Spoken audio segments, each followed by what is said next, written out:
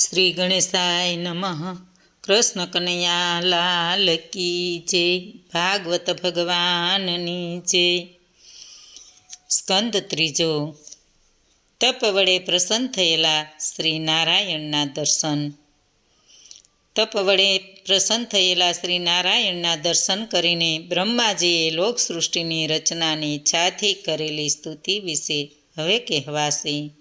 બ્રહ્માજી કહે, હે પ્રભુ, દીર્ઘકાળની ઉપાસના પછી મેં આજે આપને ઓળખ્યા છે. એ તો પ્રાણીઓનો જ દોષ છે કે આપની ગતિને જાણી શકતા નથી, કારણ કે આપના સિવાય આ જગતમાં બીજું કંઈ જ નથી.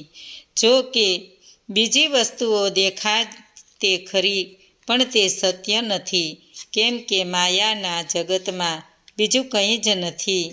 ગુણોનો વિકાર થવાથી આપ જ અનેક રૂપે દેખાવ છો. આપનું ચૈતન્ય હંમેશા પ્રકાશિત હોય. અજ્ઞાન આપણાથી છેટું ને છેટું જ રહે છે. આપના સ્વરૂપને આપે જ ભક્તો પર અનુગ્રહ કરવા માટે પ્રથમ પ્રગટ કર્યું છે, કે જે આપના સેંકડો અવતારોનું બીજ છે, અને હું પણ એના નાભી કમળમાંથી ઉત્પન્ન થયો છું. હે ભગવાન, આપનું અખંડ તેજસ્વી સ્વરૂપ છે, તેનાથી ભિન્ન કશું જ નથી, ન જોઈ શકતો નથી. માટે હે આત્મન, આપના સ્વરૂપનો હું આશ્રય કરું છું. કેમ કે ઉપાસના કરવા યોગ્ય વસ્તુઓમાં આ સ્વરૂપ મુખ્ય હોય, જગતને સર્જનારું છે. તેથી આ જગતથી ભિન્ન ને સઘળા ભૂતો અને ઇન્દ્રિયોનું કારણ છે. હું સર્વ જગ મંગલ કરનાર પ્રભુ, આપના ભક્તનું અમારું કલ્યાણ કરવાને આપે આપનું સ્વરૂપ અમારા ધ્યાનમાં અમને દર્શન કરાવ્યું છે. તેથી જ હે ભગવાન, અમને ભક્તોને આપ સોપાધિક દર્શન કરાવો નહીં. માટે આપનું આ સ્વરૂપ સોપાધિક કે પ્રાકૃત નથી. આપને ભગવાનને અમે નમસ્કાર કરીએ છીએ. પાપી વિષયાસક્ત જીવો જ આપના સ્વરૂપનો અનાદર કરે છે. હે નાથ, જે વેદરૂપી વાયુએ આણેલા આપના ચરણ કમળના ડોડાની સુગંધને કાનના છિદ્રો દ્વારા લે છે, તે પોતાના ભક્તજનોના હૃદય કમળમાંથી આપ કદી દૂર થતા નથી, કારણ કે તેઓ પરમ ભક્તિથી આપના ચરણનો આશરો કરે છે. અર્થાત જેઓ અત્યંત આદરથી આપની કથા શ્રવણ કરે છે, તેઓના હૃદયમાં આપ હર હંમેશ પ્રકાશો છો. લોકો જ્યાં સુધી આપના નિર્ભય ચરણનો આશ્રય કરતા નથી, ત્યાં લગી જ તેમને ધન, ઘર તથા સંબંધીઓ નિમિત્તે ભય, તૃષ્ણા, શોક, લોભ, પરાભવ તથા સઘળી પીડાઓનું મૂળ મારું તારુંનો મિથ્યા દુરાગ્રહ છે. તાત્પર્ય કે આપના ચરણનો માત્ર આશ્રય કરતાં જ ભય વગેરે દૂર થાય છે. તો પ્રકાશ થતાં તો પછી શું પૂછવું? જેમની ઇન્દ્રિયો સઘળા શુભોને શાંત કરનાર આપના શ્રવણ કીર્તન આદિથી વિમુખ રહે છે, અને જે દિનજનો લોભયુક્ત મનવાળા થઈને ઈચ્છિત સુખના થોડાક ભાગ માટે હંમેશા પાપી કૃત્યો કરે છે, તેમની બુદ્ધિનો તેમના દુર્દેવ નાશ કર્યો છે. અર્થાત જેઓ નિષ્કામ છતાં આપનો આદર કરતા નથી, તે નરકમાં જ જાય છે, એમ આગળ કહેવાઈ ગયું. હવે અહીં એમ કહેવામાં આવે છે કે જે આપની કથાના શ્રવણથી વિમુખ રહીને કેવળ કામ્ય કર્મો કરવામાં તત્પર રહે છે, તે મૂર્ખ છે. હે ભગવાન, ભૂખ, તરસ, વાત, પિત્ત, કફ ત્રણેય ધાતુઓ, ટાઢ, તાપ, વર્ષા અને જેની તૃપ્તિ કદી ન થાય, એવો કામાગ્નિ અને ઉગ્ર ક્રોધ એ સર્વથી અવારનવાર પીડાતા લોકોને જોઈને મને અતિશય દુઃખ થાય છે. હે પ્રભુ, ઇન્દ્રિયો તથા ઇન્દ્રિયોના વિષયોરૂપી આપની બળવાન માયાથી જ્યાં લગી મનુષ્ય પોતાને આપનાથી જુદા જુએ છે, ત્યાં લગી વ્યર્થ છતાં દુઃખ આપતો અને ક્રિયાફળોવાળો આ સંસાર અટકતો નથી.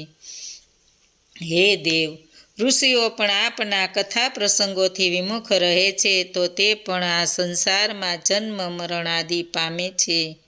દિવસે વિવિધ વ્યાપારો વડે દુઃખી ઇન્દ્રિયોવાળા હોય, રાત્રે સૂતા હોય ત્યારે પણ અનેક મનોરથોવાળી બુદ્ધિ વડે સ્વપ્ન દર્શન થતાં પડે પડે નિંદ્રાભંગ થાય છે. દેવ એ સઘળા ઉધમોનો નાશ કરે છે. હે સ્વામી, આપનો માર્ગ ગુણ શ્રવણથી જાણી શકાય છે. આપ તો ભક્તિ થકી શુદ્ધ થયેલા હૃદય કમળમાં વસો છો. અનંત સ્વરૂપ ભગવાન ભક્તો પોતાની બુદ્ધિ વડે સ્વેચ્છાએ આપના જે સ્વરૂપનું ધ્યાન કરે છે તે સઘળા સ્વરૂપોને આપ પ્રગટ કરીને ભક્તો પર અનુગ્રહ કરો છો. દેવો આપને પુષ્પ ઉપહારથી પૂજે છે, છતાં આપ તેવા પ્રસન્ન થતા નથી જેવા દુર્જનોને દુર્લભ પ્રાણી માત્ર પ્રત્યેની દયાથી પ્રસન્ન થાવ છો. કેમ કે આપ તો સર્વના સમિત્ર છો અને તેમના અંતરમાં રહેલા છો. યજ્ઞ આદિ અનેક પ્રકારના કર્મો, દાન, કઠણ તપ તથા વસ્ત્રાચરણથી હે ભગવાન આપનું આરાધન કરવું એ જ પુરુષોની સઘળી ક્રિયાઓનું સર્વોત્તમ ફળ છે. કારણ કે આપને અર્પણ કરેલ ધર્મ કદાપી નાશ પામતો નથી, અર્થાત સકામ પુરુષો પણ આપ પ્રસન્ન થતા નથી. માટે કામ પ્રાપ્તિ કે ક્રિયાઓનું શ્રેષ્ઠ ફળ નથી, પણ આપની પ્રસન્નતા એ જ સર્વ ક્રિયાઓનું ઉત્તમ ફળ છે. કામનાઓ તો ઉપલ ક્રિયા દ્રષ્ટિથી જ સારી છે. સકામ હેતુથી આચરેલો ધર્મ પોતાનું ફળ આપીને વિનાશ પામે છે. સ્વરૂપ વિજ્ઞાન એ જ જેમની વિદ્યાશક્તિ છે તે આપ પરમાત્માને નમસ્કાર. સૃષ્ટિની ઉત્પત્તિ સ્થિતિને લઈ નિમિત્તરૂપ માયાના વિલાસ સાથે જેમ ક્રીડા છે તે આપના પરમાત્માને નમસ્કાર. જે પ્રાણ જવાની ક્ષણે પરવશ થયો હોય છતાં તે આપના અવતાર ગુણોને કર્મો સૂચવનારા આપના નામોચ્ચાર કરે છે, તે અનેક પૂર્વજન્મના પાપોને ત્યજીને આવરણ રહિત આ પરબ્રહ્મને પ્રાપ્ત કરે છે. એવા જમમાં આપને શરણે હું આવ્યો છું. પહેલાં પણ આપ એક જ હતા, છતાં જેનું મૂળ અધિષ્ઠાન યા કારણ આપ સ્વયં છો. એવી પ્રકૃતિના સત્વ, રજસ ને તમસ ત્રિગુણ સ્વરૂપે વિભાગ કરીને સૃષ્ટિની ઉત્પત્તિ, સ્થિતિ અને લયના કારણરૂપ તે ભુવન વૃક્ષરૂપ હું બ્રહ્મા, વિષ્ણુ તથા મહેશ એમ ત્રણ મોટી શાખાવાળા મરીચી, મનુ આદિ શાખા ઉપશાખાઓવાળા જગતરૂપ વૃક્ષાકારે વૃદ્ધિ પામ્યા હતા. આ લોક વિરુદ્ધ કર્મમાં આસક્ત થઈને આપે કહેલા પોતાને હિતકારી આપના પૂર્વજનરૂપી કર્મના જેટલામાં પ્રસાદી રહે છે તેટલામાં તો બળવાન કાળેના જીવનની આશાનો તત્ક્ષણ નાશ કરે છે. તે કાળ સ્વરૂપ આપને નમસ્કાર કરું છું. હું સ્વયં સર્વલોકથી નમસ્કૃત સ્થાનમાં રહેલો છું, છતાંય આપના એ કાળ સ્વરૂપ આપથી ભય પામું છું. આપને પ્રાપ્ત કરવાની ઈચ્છાથી મેં ઘણો વર્ષ પર્યંત યજ્ઞો તથા તપ કર્યા છે. તે યજ્ઞના અધિષ્ઠતા આપ ભગવાનને હું નમસ્કાર કરું છું. આપ વિષય સુખોને તિરસ્કાર કરનાર છો, તો એ આપની રચાયેલી ધર્મ મર્યાદા પાલન કરવાની ઈચ્છાથી પશુ પક્ષી, માનવી અને દેવતા આદિ જીવન યોનિમાંથી સ્વેચ્છાએ દેહ ધારણ કરીને ક્રીડા કરો છો. તે આ પુરુષોત્તમને મારા નમસ્કાર છે. આ પાંચ વૃત્તિઓ અવિદ્યા, અસ્મિત, રાગ, દેશ અને અભિનિવેશ એટલે તમસ, મોહ, મહામાયા, તામસી અને અંધત્રામસા વાળી અવિદ્યાથી રહિત છો.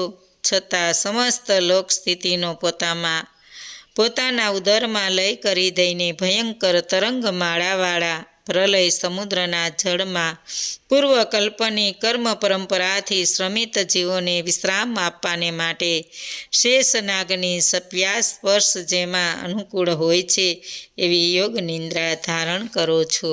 તે ભગવાન જેમના અનુગ્રહથી ત્રિલોકરૂપી સાધનાવાળો આ ત્રિલોકને સૃષ્ટિ આદિ દ્વારા ઉપકરણ કરવાનારો હું જેમના નાભિ પદ્મમાંથી ઉત્પન્ન થયો છું, જેમના ઉદરમાં આ સંસાર પ્રપંચ રહેલો છે ને યોગ નિંદ્રા અને જેમના નેત્રો પ્રફુલ્લ દેખાય છે તે ભગવાનને હું વંદન કરું છું. શરણાર્થીઓને અભીષ્ટ અપનાર આ ભગવાનની સમગ્ર જગતના સુહદ તથા આત્મ હોય, સ્વજ્ઞાનને ઐશ્વર્યથી અખિલ વિશ્વ સુખી સંપન્ન કરે છે. તે જ જ્ઞાન અને ઐશ્વર્ય થકી મારી મતિને પ્રેરણા કર્યો કે જેથી હું પૂર્વકાળની પેઠે આ સૃષ્ટિની રચના કરી શકું.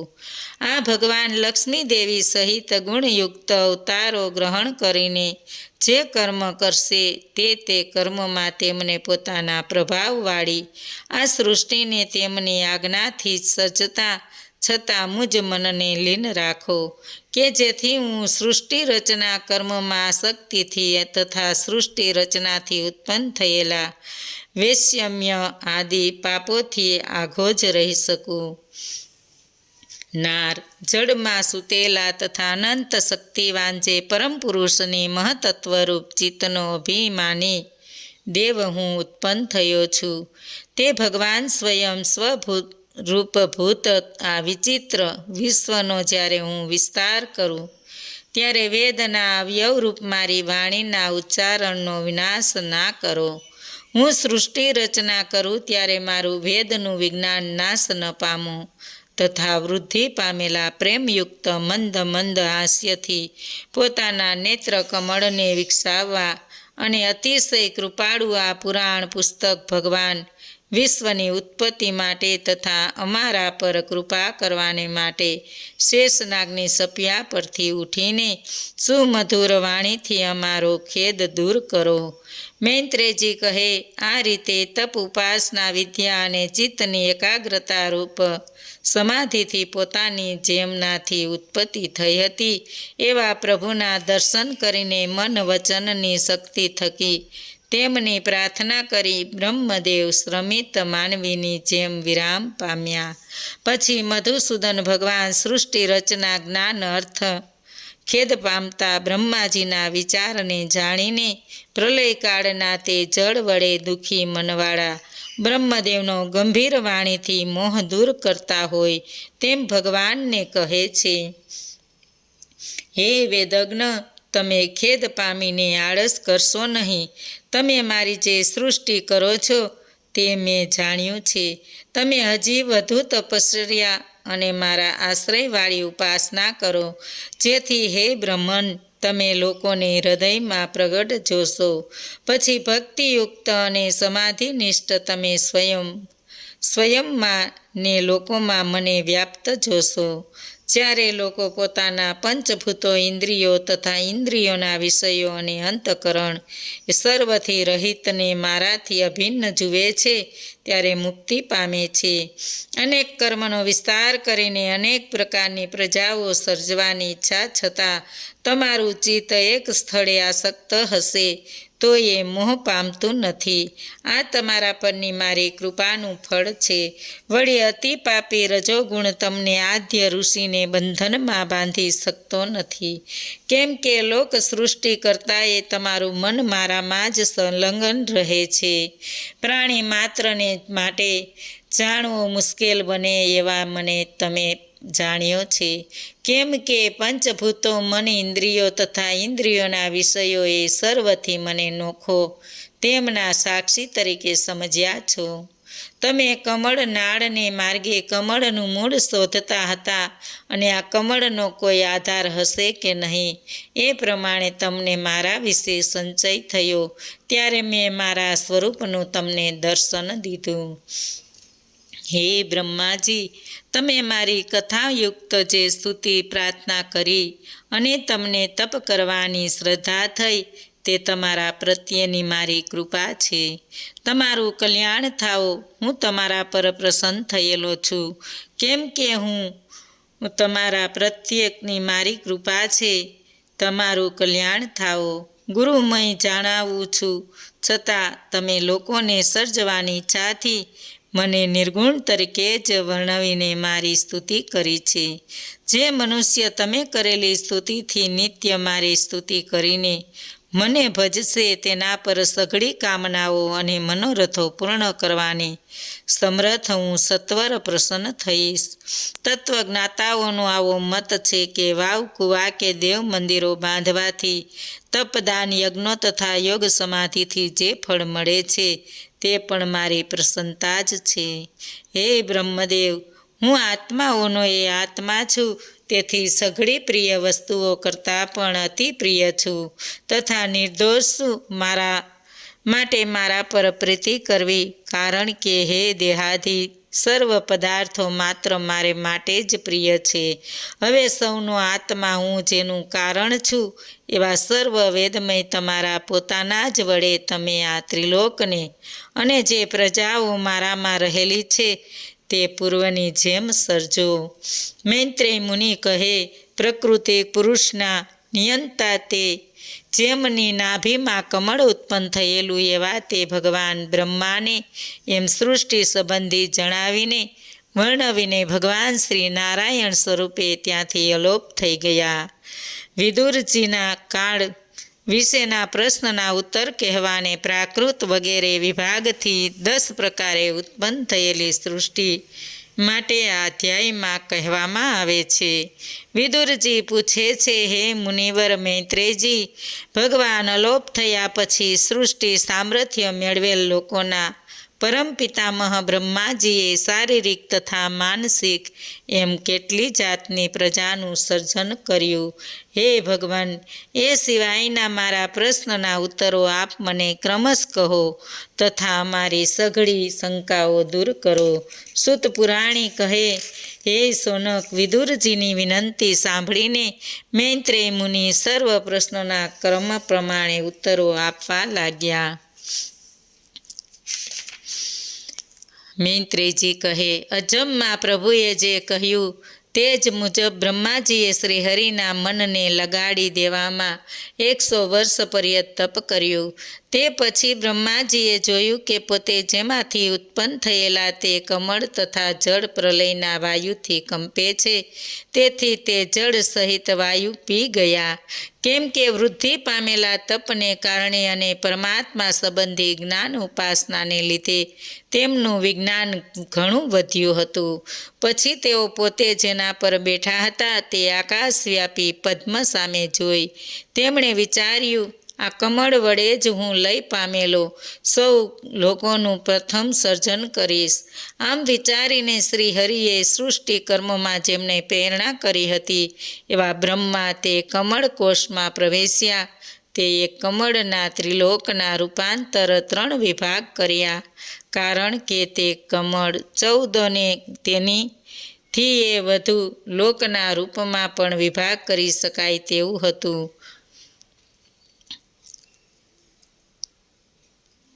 શાસ્ત્રોના જીવોના ભોગસ્થાનો રૂપ આ ત્રિલોકનું વર્ણન છે, પણ જે ભોગેચ્છા વિનાના નિષ્કામ કર્મ કરનાર છે તેમને હરલોક, મહલોક, તપલોક, જનલોક તથા સત્યલોક રૂપ બ્રહ્મલોકની પ્રાપ્તિ થાય છે. કહેવાનું તાત્પર્ય એ કે ભૂલોક, ભૂલોક તથા સ્વલોક એ ત્રિલોક કામ્ય કર્મોના ફળરૂપ છે. તેથી તે ત્રણેય લોકનો પ્રત્યકલ્પમાં ઉત્પત્તિને નાશ થાય છે. પણ બ્રહ્મલોક, સત્યલોક, મહલોક, જનલોક તથા તપલોકના નિષ્કામ કર્મના ફળરૂપ છે અને તેઓની સ્થિતિ 2 પરાધ લગીની હોય છે. તેથી તેઓના પ્રત્યેક કલ્પમાં ઉત્પત્તિ તથા નાશ થતો નથી. વળી 2 પરાધ વર્ષ વીત્યા પછી તે લોકોના વાસનાની મોટે ભાગે મુક્તિ જ થાય છે. વિદુરજી કહે, હે મુનિવર, વિવિધ સ્વરૂપવાળા અને અદ્ભુત કર્મ કરનારા શ્રી વિષ્ણુ ભગવાનનું કાળ નામનું જે સ્વરૂપ આપે કહ્યું તેનું હે ભગવાન આપ વર્ણન કરો. એટલે કે ક્યાં લાગણીથી કાળનું કાળનું અનુમાન થાય અને કાળનું સ્થૂળ તથા સૂક્ષ્મ સ્વરૂપનું યથા યોગ્ય વર્ણન કરો. મૈત્રેયજી કહે, સત્વાદી ગુણોનું મહત્ત્વવાદી જે પરિણામ થાય છે તેને કારણે વિવિધ કારોએ દેખાય છે તેનું નામ કાળ કહેવાય છે. પરંતુ એ કાળ પોતે વિવિધ કારોથી તથા આદિ અંતરહિત છે. ભગવાનને એ કાળ નિમિત્ત છે. એવા સ્વસ્વરૂપને લીલા માત્રમાં આ વિશ્વ સ્વરૂપને સર્જ્યું છે.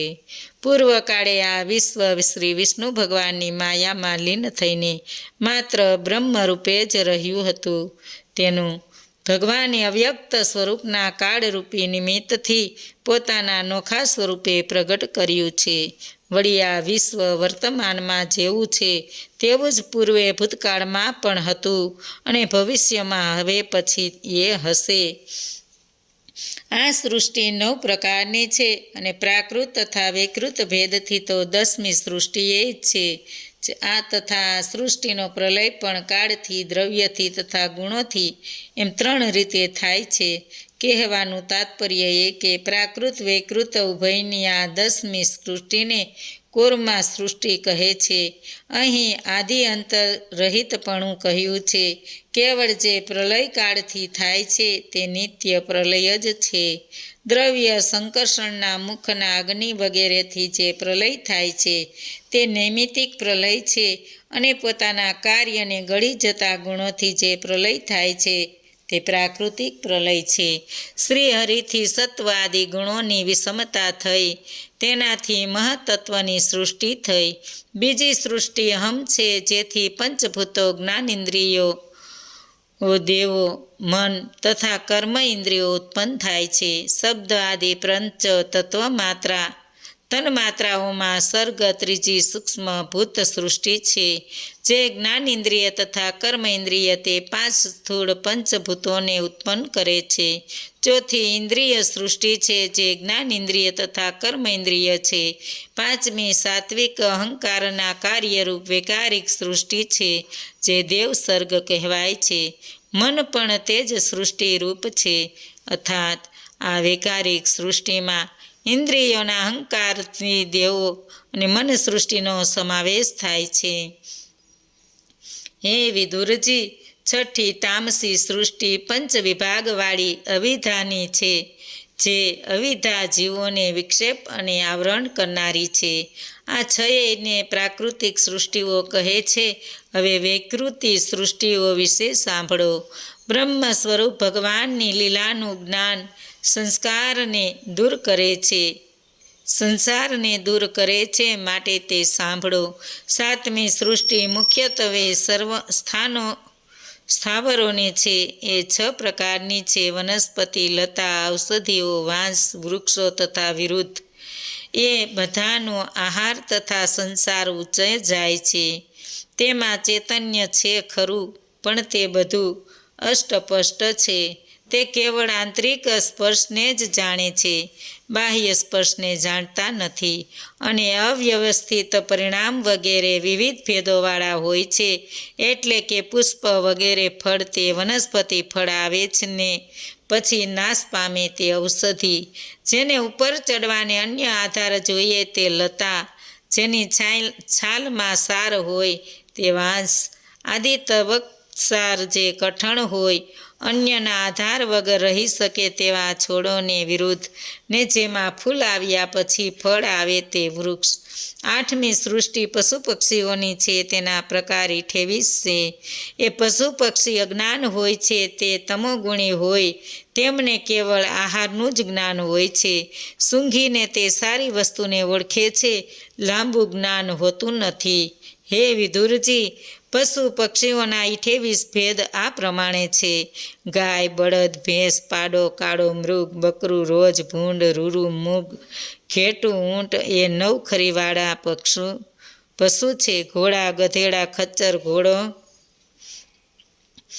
મૃગ, અષ્ટપદનો મૃગ તથા ચામીર ગાય એ 6 એક જ ખરીવાળા પશુ છે. કૂતરું, શિયાળ, વરુ, વાઘ, બિલાડા, સસલું, સિંહ, શેઢાઈ, હાથી, વનાર, ઘો, કાચબો, મગર આદિ જળચર પ્રાણીઓ સહિત કાગડા, વટપક્ષી, ગીધ, બાજ, ભાસ, ભલમુખ, હંસ, મોર, ચકવાક, સારસ, ઘુવડ તથા કર્ક વગેરે 28 પ્રકારના પશુ પક્ષીની જાતિઓ છે. વળી જેનો આહાર નીચે જાય છે તે મનુષ્યની એક જ જાતની 9મી સૃષ્ટિ છે. મનુષ્યો અધિક અને રજોગુણવાળા કર્મ કરનારા, દુઃખને સુખ માનનારા હોય છે. આ સ્થાવર, તિર્ય અને મનુષ્ય એ 3 સૃષ્ટિ તથા દેવોની સૃષ્ટિ પણ વિકૃત જ કહેવાય છે.